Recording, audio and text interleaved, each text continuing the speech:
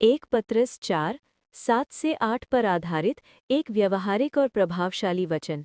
ये वचन हमें सिखाते हैं कि जब समय कठिन हो या अंत निकट महसूस हो तो एक मसीही का व्यवहार कैसा होना चाहिए। और हमारा विषय है अंत के समय में मसीही जीवन की प्राथमिकताएं क्या हैं।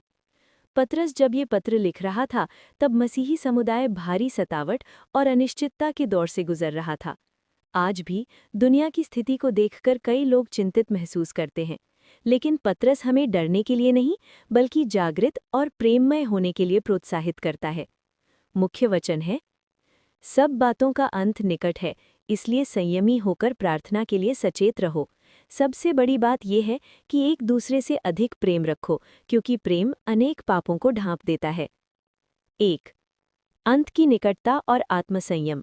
वचन 7। पतरस कहता है कि सब बातों का अंत निकट है।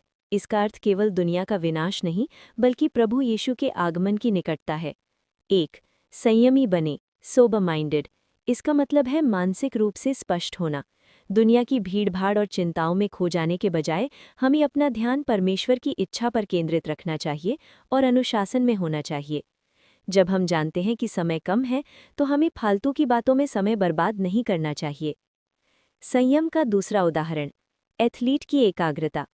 जब एक धावक दौड़ के आखिरी लैप में होता है तो वो इधर उधर नहीं देखता, वो अपनी पूरी ऊर्जा और ध्यान केवल फिनिश लाइन पर लगाता है। वो भारी कपड़े या फालतू की चीज़ें साथ लेकर नहीं दौड़ता। जबकि हम जानते हैं कि सब बातों का अंत निकट है का मतलब है कि हम दौड़ के आखिरी हिस्से में हैं। एक मसीही होने के नाते हमें संयमी होना चाहिए, यानी हमें उन आदतों या चिंताओं को छोड़ देना चाहिए जो हमें मसीह की ओर बढ़ने से रोकती हैं। 2. प्रार्थना के लिए सचेत रहें। प्रार्थना केवल मांगना नहीं बल्कि परमेश्वर के साथ संपर्क, कम्युनिकेशन है। 1. सचेत रहना।